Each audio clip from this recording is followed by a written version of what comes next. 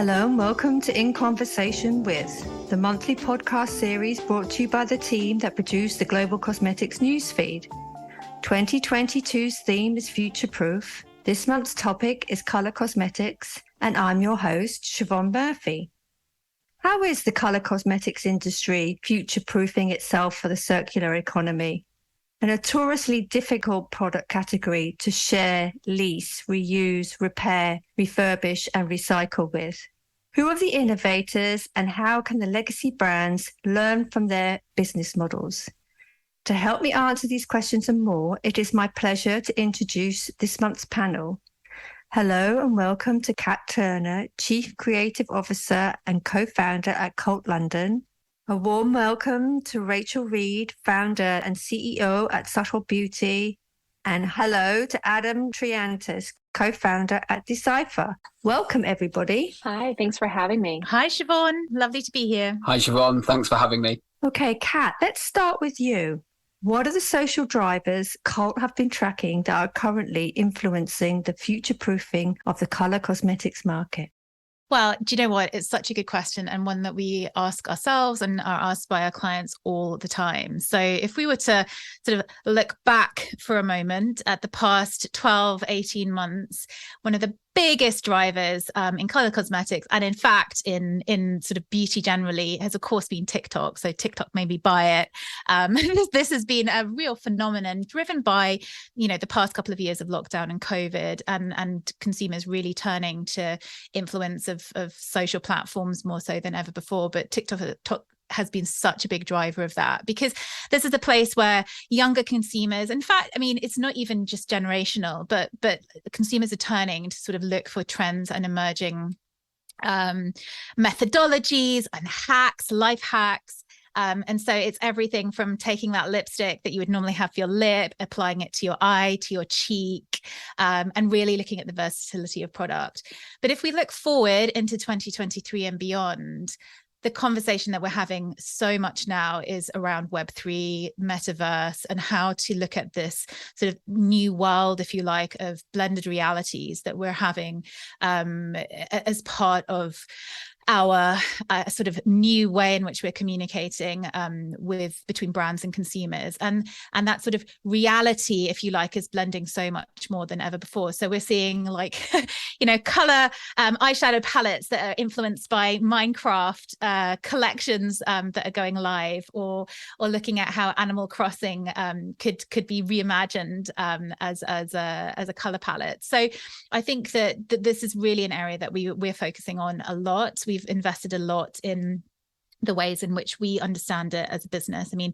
Our starting point is always to look at how things work so that we can take clients on that journey too and offer them the opportunity to sort of be first to market or sort of embrace new technologies as part of that. So Web3 broadly would encompass everything from augmented reality. So that could be as simple as an Instagram filter where you can try something on, all the way through to sort of gaming worlds, if you like. And I think this is a real place of exploration. And for beauty, for color, this is such a fun place because this allows you to be whoever you want to be, which ultimately is what makeup allows you to do. So yeah, this is definitely at the forefront of our considerations, along with how these digital environments will impact physical realities and that brick and mortar environment.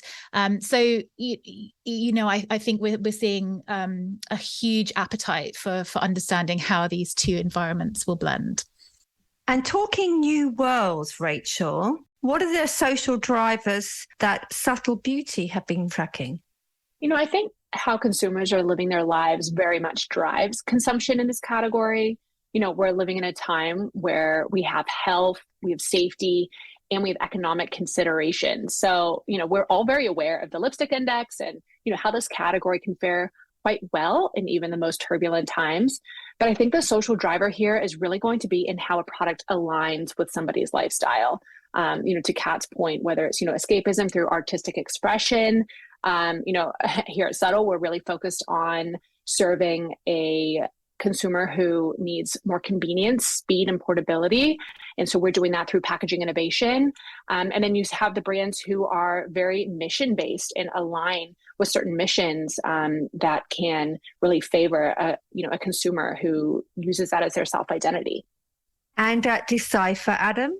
So I think we're seeing a huge growth and rise in the celebration of individuality and the growing expectation of inclusivity in the industry. So I think if you can look back to even 2017 and see within psychological science that there was this growth in individuality within society as a whole, and we've seen those impacts seeping through every part of culture, and now particularly in the beauty industry. And we've seen the industry respond, and this is from everything from MAC launching a male-fronted collection to ASOS with a Go Play campaign, which celebrated individuality. And then finally, we can look at brands like Fenty Beauty that really completely changed the response of the industry to the ineffectiveness of darker skin tone makeup. And I think you can now see brands like Milk Makeup, which are championing a completely different version of individuality and expression to that which preceded them. And the whole category is now following suit with marketing that celebrates and gives permission for consumers to celebrate their own self-expression. But it's not really just for the industry to have effective market campaigns or marketing campaigns that legitimize and celebrate individuality, but then be presenting just the same products that they presented before. The trend's really an urgent call to arms for the cosmetics industry to really think about what the customer really needs and wants as a result of this societal shift. And we expect to see this shift in line with customer expectations, where brands start to really look to solve those challenges consumers want to achieve individuality, rather than simply aiming to tell them that their desire to feel and to show themselves an individual is welcome. And we really do believe this, and we see that the technology is there to be able to enable and celebrate individuals by providing them with products that are as unique as they are. Indeed. So talking self-identity, Kat, what are the digital drivers, apart from TikTok, that Cult Beauty have been tracking that are future-proofing the colour cosmetics industry? Well, as I mentioned, there's this whole environment where we're looking at blended realities. So understanding how the time that we're spending online, whether that be, looking at social channels or interacting through gaming worlds, how that is affecting consumer behavior. And we're seeing more and more people revealing themselves to be a gamer. I don't think it's something that carries the stigma that it perhaps previously did. And so that comfort level of sort of defining one's identity online, which really, as I said previously, you can be whoever you want to be, and how that connects very seamlessly with beauty is really interesting to see. I mean, if we look at how in most recently some sort of really market leading brands have been redefining how beauty is looking, and the ways in which they are tapping into different consumer channels and avenues has been transforming, has been really fascinating to see. And as we look forward, those digital channels are only going to be supporting that. So yes, it's TikTok, but it's also looking at different channels that are really more akin to what consumers' needs are. So Rachel mentioned there, that convenience and understanding consumer, that is what is of a primary focus for a consumer. So, making sure that it feels relevant to their lifestyle, their environment, their ethical beliefs, where they stand and the brands that they want to support. So the digital channels are really facilitators for that. And you can see consumers moving at rapid pace to evolve past what I would define as more traditional digital channels, such as, I don't know, the Facebook or the LinkedIn of yore, moving forward into channels that are much more aligned to their lifestyle and to their beliefs. And what are the digital drivers for your brand, Rachel? Yeah, I think kind of moving down the funnel, it would be difficult to gloss over the impact that e-commerce has had on this industry. Our brand is very much primarily direct to consumer. We sell online, and we've been able to, leverage this e-commerce world to reach people that we would have never been able to reach at our, stage in the company. And so I think that access and shopping enablement through online has really allowed brands to grow, brands that would have perhaps not been able to get as big as they have, and less reliant on the larger, sort of more traditional media and advertising outlets. So I think that any brand who is looking to sort of future-proof in this space really should have a strong e-commerce piece, even if it's not primary, because, at least for us, it has been really great. And for your brand, Adam? So, I mean, we've seen obviously these huge tech and science revolutions across multiple categories in the last 20 years. And now this is getting into beauty. Now, beauty technology historically has been a bit gimmicky. And in many ways, it's reduced the consumer expectation of technology in the space because of poor experiences in the past. And this can be everything from poor virtual try-ons in the past to very poor shade matching. And this has been changed somewhat by some exceptions like Il Maquillage, who've been able to help people with shade matching and improve their experience. But generally speaking, it's been quite low quality and riddled with failure. What's kind of fascinating to us is that all these cases, the technology has not been used to make a completely new change to the industry, but really to make the existing experience of buying beauty in the digital space less bad. And there's really a huge opportunity for color cosmetics brands to think more like tech companies and actually say, how can tech fundamentally change the way that we buy beauty? And as AI advances and technology advances in the space, it really is a exciting time for beauty to kind of embrace technology. I think looking outside of our particular sphere, I think the impact of Web 3.0 and the metaverse is going to be very interesting for the beauty industry as a whole, if a little bit intangible as to what it's going to be at this stage. But whether that's going to be brands offering digital versions of their products so consumers can wear that shade on their digital self, or if it's the ability to customize their digital avatars in a way that helps express themselves as an individual, it's going to be very exciting to see. Indeed. And Kat, what are the environmental drivers Cult Beauty have been tracking that are impacting the future-proofing of color cosmetics market? So it's interesting that you raised this question, because just the other day I was thinking, we talk so much about the provenance of fashion these days, where products were made, where the resources came from, and sort of unpacking that provenance story for fashion, of which it's really at its infancy. So it's something which has a long way to go. But what we're seeing is consumers asking those questions and being sort of furnished with that information. They are changing their shopping habits. And this for me is it really connects to beauty, because it is inherently the questions that we ask is, where did this come from? How was it made? Where was the source from? All of these questions.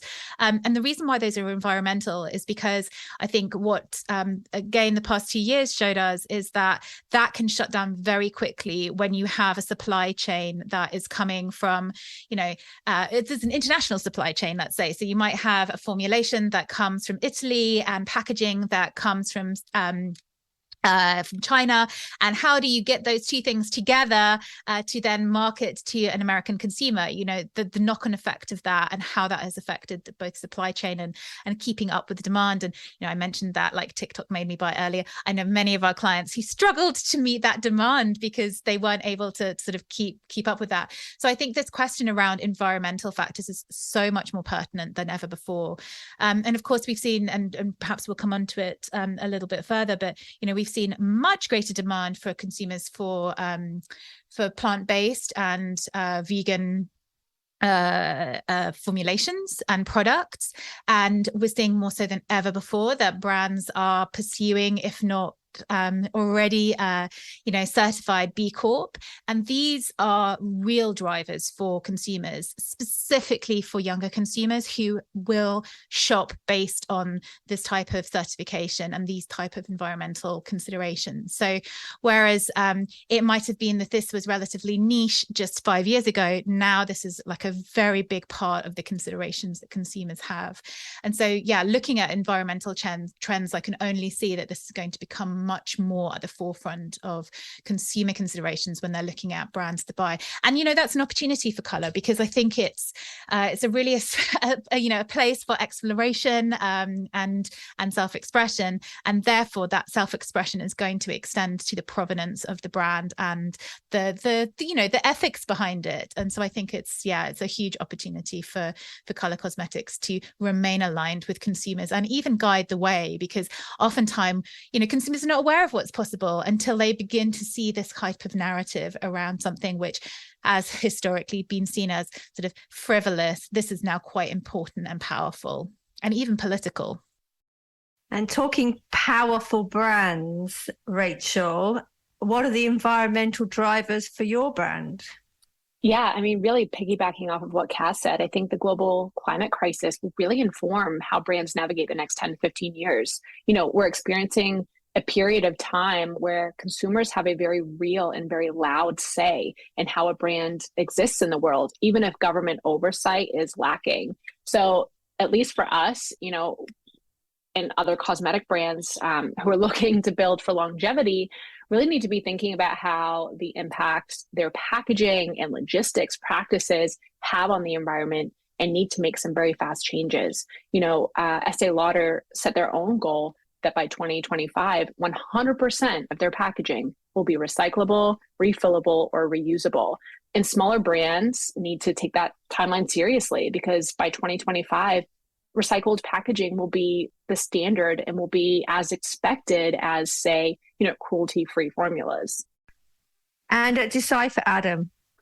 So I think we can look at it from at the industry level as kind of three core parts, and that's really looking at the reduction in waste, and particularly packaging, what the ingredients are that go into products, and generally just the amount of product that's there. So if we look at the foundation market, the practices of the industry and the system that the industry uses generate a huge amounts of waste. And we're locked in a system, or the industry has been locked in a system for a very long time, which requires production at very high volumes of products that will never all be consumed. And you can see this across the supply chain, that something between 30 to 40% of all product is wasted. And this starts in the factory, where raw materials aren't used up and are sent to landfill, to losses in store and then in home. And I think it's something that's quite terrifying when you can see on the balance sheet of large organizations lines specifically for the crushing of waste cosmetics. And we believe that this can be changed by using personalization and also smarter sampling to remove this kind of accepted error from the system. And we don't need to look at this as a compromise. And in our case, it's about providing a better and more personalized experience so that the customer outcome is almost too good to be true, but at the same time reducing waste in the system. And for us, because we can reduce waste, it means our end product can be cheaper for the consumer. And if we can do that, there's really no reason why others can't also pioneer approaches in the industry to solve those problems that they see within what they're doing. And I think generally speaking, as an industry, we probably produce too much product, and we package it in ways which are not really sustainable long term. As an industry, we need to kind of look at this collectively quite urgently. So if you look at some of the stats, TerraCycle estimates that cosmetics use up to 120 billion units of plastic packaging every year. And you do see brands trying to address this. So L'Oreal are committed to getting to 0% of their packaging using virgin plastic by 2030. And other smaller companies like Act, the deodorant brand, eliminating plastic.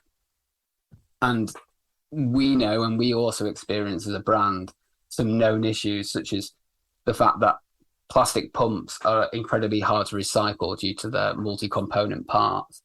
And we, as a brand, also are looking to address those things and see how can we get to a stage where our products are working kind of in tandem with the environment, so that our impact is as negligible as possible, while allowing consumers to be able to celebrate their individuality and their beauty, and having a great experience. So, Kat, talking waste, what are the regulations Cult have been tracking that are currently aiding or abetting the future-proofing of the colour cosmetics market? Well, it's a good question, Siobhan. I mean, I think ultimately, touching what Adam has just been saying there's so many components that form parts of colour cosmetics packaging. So from cylinders and pumps, caps, all of these components are often made of different materials too. So really trying to understand the provenance of all of this, these different materials, to allow us to understand, first and foremost, recycling, but secondly, refillability has really taken a turn. I remember over 10 years ago discovering a makeup brand, which sadly doesn't exist anymore, but it had refillable lipstick and eyeshadow palettes, and I was like, this is amazing. How you have these wonderful cases that you could like pop the inserts out and refill, but it was so niche at the time, there just wasn't the traction there, and the cost was a factor that really affected the sort of success of that brand. But fast forward to where we are now and where we're looking, the regulation around different recyclable materials is something which is very hard for global brands to navigate, because each location has a different sort of level of recyclability. Nevertheless, consumers are asking for that. They're really looking for products that are low impact, that are able to be easily even recycled, but also refilled or added to, so that you can have that sort of flexibility. I mean, secondarily to that, I think that the likes of accreditations, which sort of certify the backstory of the product, are really important, remain really important. So, we're very familiar with the Leaping Bunny. In different markets, they call that different things, but essentially cruelty-free products, not testing on animals.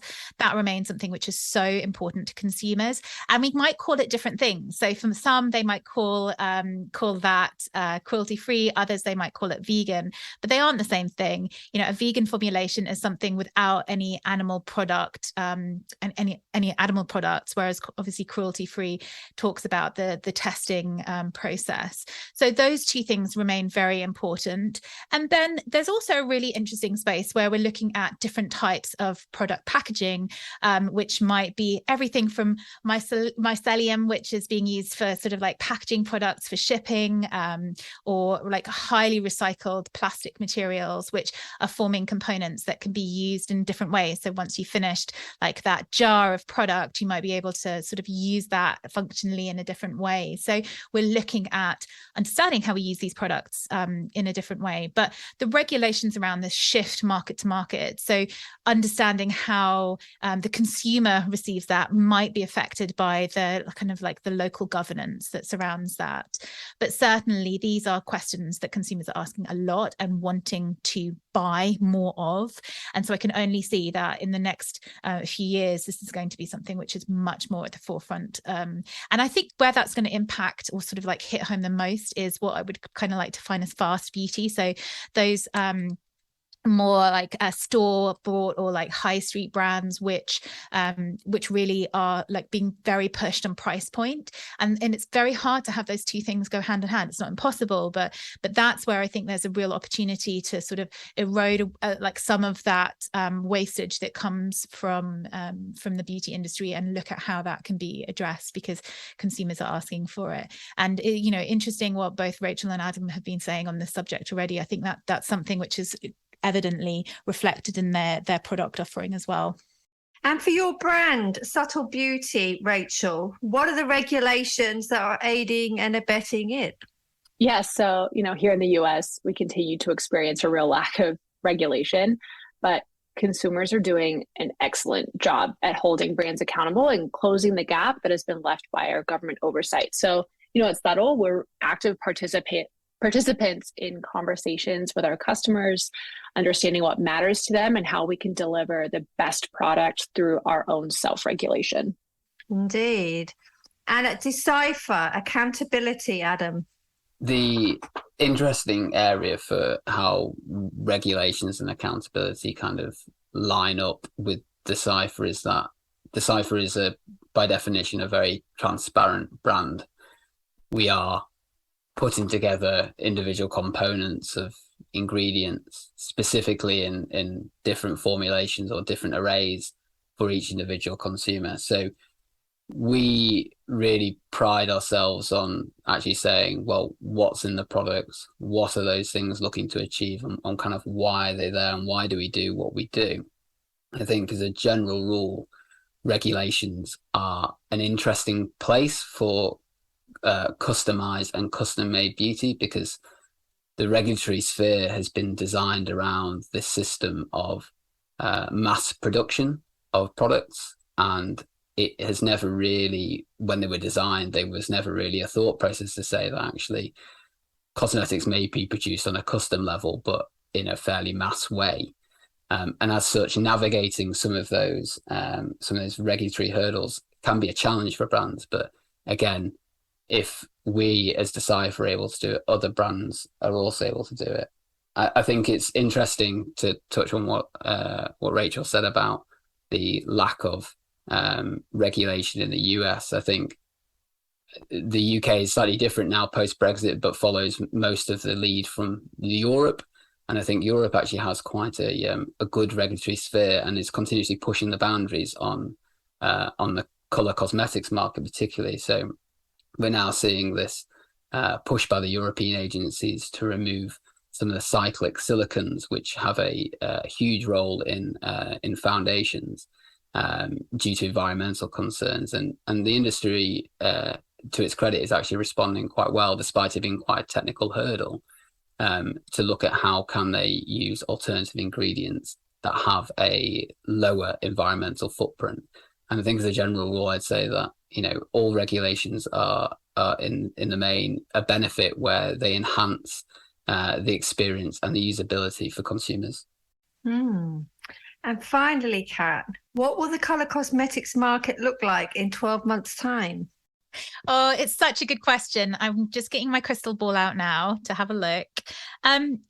Honestly, I would love to see, a lot of what we've been speaking about today come to fruition. So when we talk about identity, changes in consumer behaviors that are guided by ethical viewpoints, I'd love to see that come to fruition, so that we are seeing much more of this conversation happening around provenance of brands, where brands and identity are fusing together.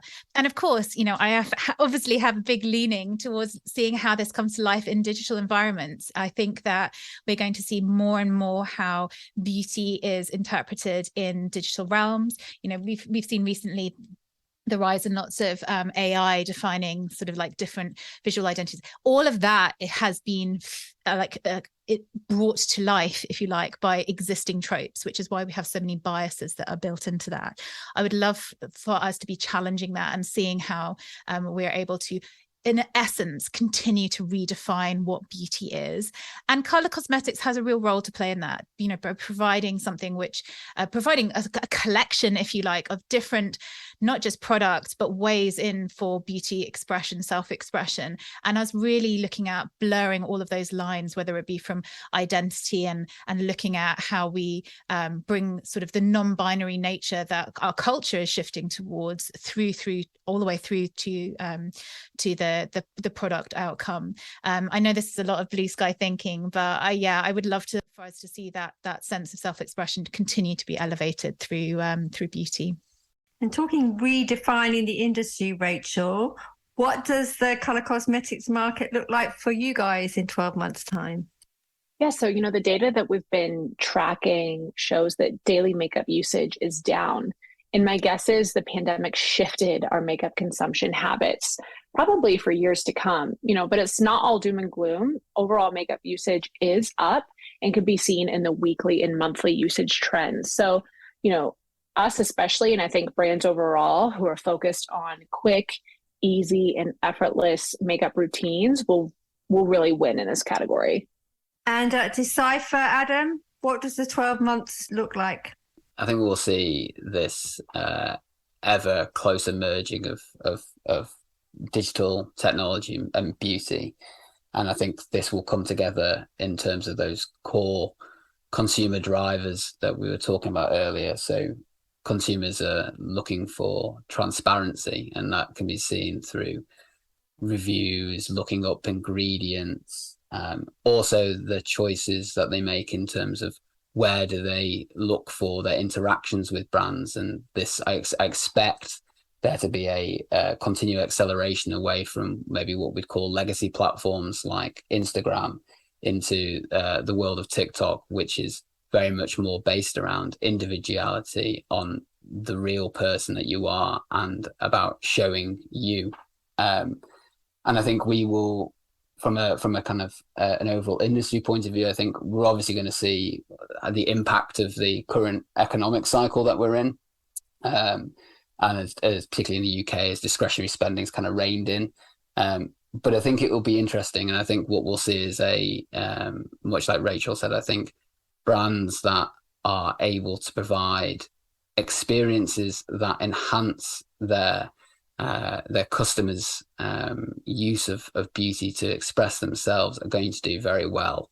I think brands or parts of the industry which maybe are producing more throwaway products that are try once and never go back again will struggle. And I think as beauty consumers become more and more discerning and they feel the pinch, I think being a brand that can provide products that people will use every day and will want to continue to use for maybe the rest of their lives will really stand those brands in good stead. And I think finally, I'd just say it's going to be very exciting to see how Sephora do in the UK and whether they have a very good impact on the British high street and actually, again, help bring the kind of the coalescing of digital and physical through their kind of omni-channel experience onto the high street and kind of bring up the level for other retailers here in the UK.